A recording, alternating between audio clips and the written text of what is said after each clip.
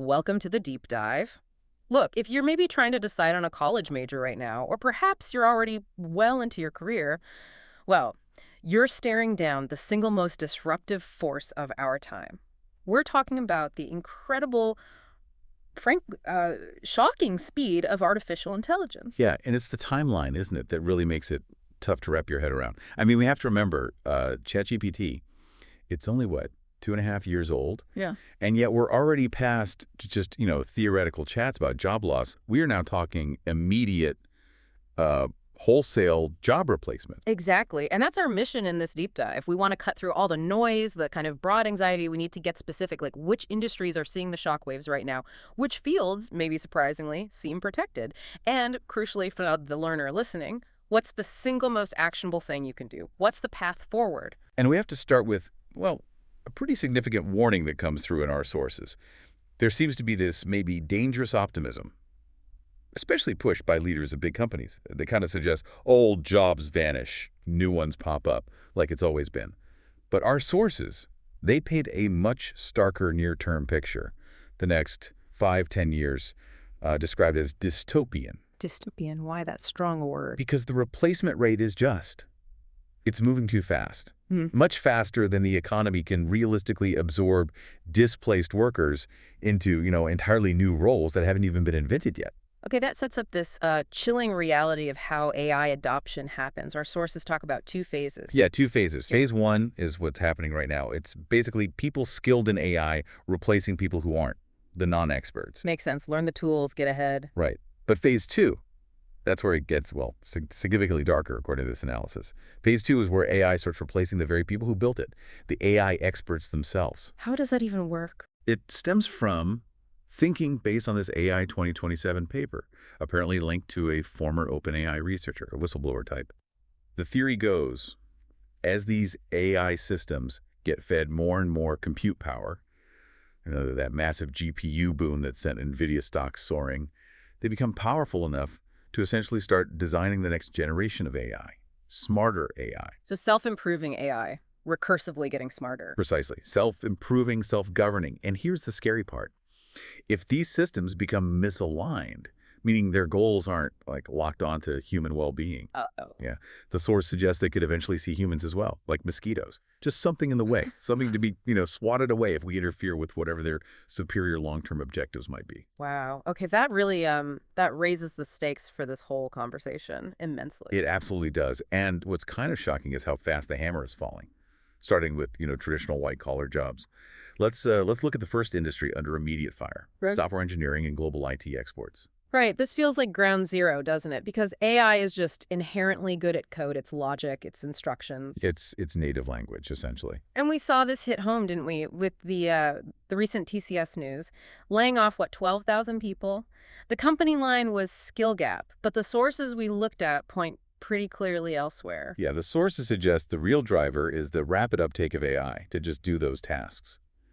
The capability isn't theoretical anymore. There's evidence, like from coding contests in Japan, showing AI coding at the level of the second best software engineer in the world, outperforming almost all humans. So you don't need thousands of coders anymore. Not in the same way. You need these sophisticated AI agents.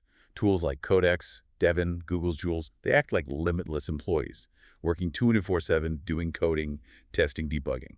So the calculus for a company changes completely. Why pay, say, 100 mid-level engineers when you might only need maybe 5 top-tier people, the observers, the managers? Exactly. To just manage and oversee the AI's output. And the knock-on effect for economies reliant on IT exports. Like India, you mentioned coding is its third largest export, around $300 billion. Yeah, huge. It's an existential threat, really. It potentially undermines the whole foundation supporting engineering colleges, the coaching institutes, a whole ecosystem built around those jobs. Okay, so that disruption wave, it seems like it's already rolling into the next sector. BPOs, call centers, customer care. Absolutely. And the scale here is enormous. We're talking about 1.3 million workers in the Philippines, maybe another million, 1.1 in India. Huge numbers. What makes this sector so vulnerable? Extreme vulnerability. It comes down to how simple it is now to create these voice agents. Yeah. There are startups, the sources mentioned examples like VAPI, RightTel, ring deploying agents that can 80 to 100 calls a minute. A minute, wow. Yeah. And they work 247. The kicker. Companies only pay them for the time they spend actually talking. There's no fixed salary, no benefits, no sick days. And the barrier to entry you mentioned, it's shockingly low. Like, Yeah. if you can use basic social media. That's what the source suggested. If you can navigate Facebook or Instagram, the interfaces are apparently simple enough to build a basic voice agent. So the displacement feels, well, fast and pretty inevitable. Okay, so inevitable displacement. What's the path forward then for someone who just lost that call center job? Is there one? Actually, yeah. This is where the human element gives an unexpected edge. Think about it. People who did those jobs for years, they have invaluable customer insight. They know the real recurring pain points. They know the company's systemic problems, maybe better than management does. Okay, so instead of just looking for another similar job. Right. Don't just look for another job. Become a problem solver. Take that deep customer knowledge, build an AI solution, maybe a simple one initially, that tackles that specific recurring problem exists. And then sell that solution. Exactly. Sell that automation as a service, the service as a software idea. Target the huge market of MSMEs, micro, small, and medium enterprises. There are like 50 million of them. They're often underserved by the big, expensive AI firms. That's a powerful pivot from displaced worker to essentially an entrepreneur leveraging their specific experience. It really is. And it's a potentially sustainable model. Okay, let's shift gears again. The last major white-collar area flagged as being at immediate risk. We're talking traditional managerial and advisory roles. The CA, the MBA track. Now, that's surprising. These were always seen as the safer bets, right? Hmm. The path to the stable middle class. What makes an MBA vulnerable now? Well, a huge chunk of their traditional work is actually quite vulnerable to automation.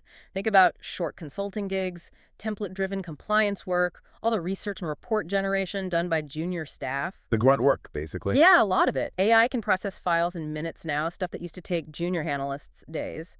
So that need for entry-level heavy lifting, it just sort of evaporates. And the manager role itself, you're saying that's getting squeezed too. Definitely. Managers are finding themselves kind of overpowered by AI tools. These tools can handle task assignment, performance reviews, complex reporting, even things like sprint management in tech. AI can take the stand-up calls, follow up automatically. It feels like the manager's job description is being absorbed into the software stack itself. That's a good way to put it. And this creates a really deeply ironic risk profile. The people who might be most vulnerable are often those aged 40, 45 plus, folks relying on, say, 20 years of solid, traditional, non-AI experience. Because if they haven't skilled up in AI. Exactly. Companies, especially when facing financial pressure, might look at the cost. And they might prefer, cheaper, AI-native, fresh graduates over more expensive, experienced staff who lack those crucial new skills. And there's data backing this up about job search times. Yeah, it's pretty sobering. If you're over 35 and lose your job, the average search time apparently balloons to 9 months. Compare that to maybe 3 months for younger workers. Yeah. That lack of AI readiness, it carries a serious, tangible financial penalty. Oof. Okay, that's heavy. But let's follow your earlier advice. Let's flip the script. Where is AI not replacing? Where is it just enhancing? The medical field came up as surprisingly durable. A safe zone? It seems so. Research, including from Microsoft, predicts doctors and nursing jobs are fundamentally safe. Why? Because in moments of critical health needs, humans still want. Well, they require human touch, compassion, empathy. But AI is still changing how they work, right? Oh, massively. It's becoming the ultimate assistant, Yeah. the ultimate sidekick. We saw data suggesting AI models can hit like 85% diagnostic accuracy on complex cases. Right. Compare that to maybe 20% for a top human doctor working alone on the same tough cases. Wow. AI centralizes patient history Yeah. instantly, pulls up years of data, flags potential issues. It just boosts the human doctor's productivity and accuracy enormously. I liked that anecdote in the sources, the real-world example, using Gemini, I think it was, Yeah. to diagnose low sugar and leg swelling in someone's grandmother, just from a photo and her medication list. That's incredible synthesis. It really is. Yeah. So the human is the care coordinator, the final decision maker, the empathizer. But the AI is this incredibly powerful diagnostic engine working alongside them. Okay, moving on. Maybe the biggest paradox in this whole revolution, physical labor, blue-collar skills. Right, because 10 years ago, didn't all the experts say the opposite? That machines would take physical jobs first, leaving only knowledge work? They absolutely did. And now it seems the reverse is actually true, at least for the medium term. Why the reversal? Pure economics, largely, Right. especially in places like India.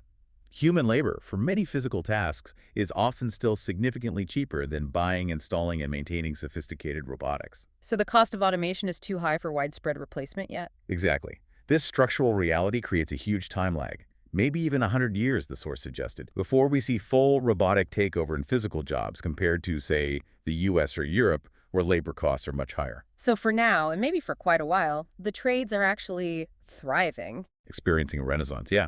Carpenters, plumbers, electricians, welders, these skill-based blue-collar roles, they're likely to be in very high demand. We even see documentation from the US showing that wages for some trades are now higher than for some folks with college degrees. And you see that domestically too, right? With platforms organizing these services. For sure. Like the Urban Company example, an average professional on their platform, maybe working 30 hours a week, is reportedly earning between $40,000 and $50,000 a month. Which is, what? Double an entry-level IT salary right now, potentially? Easily double in many cases. It's a significant shift. But is this just temporary safety? Or a genuine long-term thing?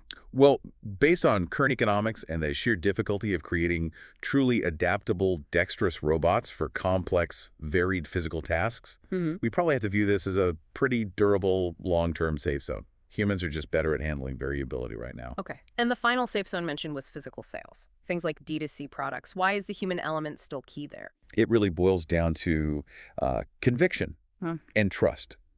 Think about selling something complex or high value in person, a car maybe, or sophisticated B2B equipment, or even like the old door-to-door encyclopedia example. Right. That human conviction, the ability to build rapport, handle objections on the fly, create that emotional connection needed to close a deal.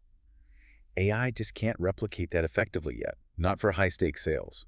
Although AI is certainly becoming an enabler in these roles, isn't it? Like those glasses you mentioned. Yeah, exactly. Glasses displaying live scripts, suggesting ways to handle objections. The AI assists the human salesperson. So the job itself is safer from replacement, but it's probably going to get way more competitive. How so? Because displaced white-collar workers, the ones losing those BPO or mid-level management jobs, they might realize, hey, physical sales is secure and potentially quite lucrative. So you'll see more people pivoting into that space. Got it. Okay, so if we accept this premise that traditional job security is basically a myth now across almost all sectors, what's the mindset shift required? What do people need to do? The core philosophy that came through is pretty clear. The absolute safest path is to essentially build a business. Take control of your own output, your own value creation. If you do choose to remain an employee, the advice is stark. Commit to being in the absolute top 10% of whatever your role is, because only the highest performers, the most adaptable, are likely to survive the inevitable culling. But what about senior professionals, the ones with maybe 15, 20 years of experience? Is there an upside for them? Oh, absolutely. There's a massive silver lining potentially. If you're, say, a senior manager or an MBA grad with deep domain expertise, maybe in fintech or banking or healthcare, and you combine that experience with new AI skills. The combination is key. Precisely. You are perfectly positioned to start, for instance, highly lucrative AI transformation agencies. You have the business understanding, the industry context, the built-in trust factor that some 22-year-old coding prodigy just doesn't have. You understand the business problems AI needs to solve. Okay, that makes sense. Which leads us, I think, to the most actionable part of this whole discussion, the roadmap. You called it the AI journalist path, but it's not about reporting news. No, not at all. Think of AI journalist as a metaphor for an AI problem solver. Someone who investigates problems and uses AI to find or build solutions. And the really good news, for the foundational levels, you don't even need to know how to code. Okay, break down those levels for us. What's the roadmap? Right, so we broke it into 5, maybe 6 if you count level 0, key stages. Level 0 is just basic utility. Finding the right existing AI tools, the ChatGPTs, the Mid-Journeys, whatever, to solve your current day-to-day work problems more efficiently. Getting comfortable. Step 1, level 1. Level 1 is mastering prompt engineering. Essentially, learning how to talk correctly and effectively to these existing AI models to get the highest quality output. It's a skill in itself. Okay. Then level 2 gets into automation. Yeah, level 2 is where you start automating workflows using things like RAG systems. Hang on, RAG. What's that? Good question. RAG stands for Retrieval Augmented Generation. It basically means the AI isn't just using its general internet knowledge. It retrieves information from your specific private documents or databases, your company data, and uses that context to generate answers or complete tasks. It's how you make AI genuinely useful for specific internal business processes. And connecting multiple apps together, the MCP concept, that's also level 2. Got it. RIG is key for custom internal automation. Okay, level 3. Level 3 moves into multimodal AI, working beyond just text with images, video, audio. This often involves learning to self-train relatively simple models, particularly using something called diffusion models to generate or manipulate this kind of media. Diffusion models. Those are the things behind AI image generators. Exactly. They learn to create entirely new, complex content, photorealistic images, video clips, music often starting from just noise or a simple prompt. Mastering these is key for creative automation. Then, level 4. This is where you really become a builder. It's about creating and, crucially, managing AI agents. So the manager of the future manages AI agents, not necessarily people. That's the prediction. This becomes a non-negotiable skill for anyone in a leadership or even a coordination role. And the final step, level 5. Level 5 is the ultimate goal, really. It's taking those AI agents you can build and manage and converting them into scalable offerings, creating full products, full solutions that you can actually sell to the market, becoming a true AI problem solver at scale. That whole roadmap, it feels applicable everywhere. You mentioned content creators. Even they aren't immune, but the advice wasn't just panic. Right, the source material made a great point. If you're a creator worried about virtual influencers taking over, your real value isn't just your face or voice. It's your content strategy, your ideas, your playbook. So the advice, learn AI to create your own virtual influencers based on your successful playbook. And there was an example of someone actually doing this. Yeah, the host mentioned using their own AI clone built using these techniques and landing like 5 or 6 major corporate brand deals in just 6 months with it. Wow, okay, that's tangible proof that the opportunity here is immense, even if the disruption feels painful and scary. So despite the real challenges hitting, almost every major degree, path engineering, CA, MBA, you name it, that potential need from millions of MSMEs needing AI help that could create, maybe 40 million new kinds of jobs or roles? That was the estimate floated. The opportunity, if seized, could genuinely outweigh the fear.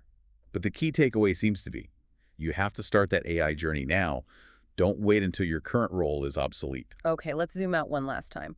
Beyond individual jobs, looking at the macro picture, this world of abundance idea driven by AI efficiency. Yeah, it's also an unavoidable long-term discussion. Yeah. If AI makes production so efficient that hypothetically 80% of current jobs just disappear. Society has to change fundamentally, right? How do Yeah. people live? Exactly. To prevent mass unrest, maybe even anarchy, as one source put it, governments might be forced to seriously consider things like universal basic income, UBI. Providing a safety net when traditional work isn't the primary means of survival for most people. And we're already seeing governments starting to grapple with this. They know they probably can't afford mass unemployment in a world where AI and automation handle so much production. Which brings us to that final, really provocative thought experiment, the one attributed to a former Google CEO. Right.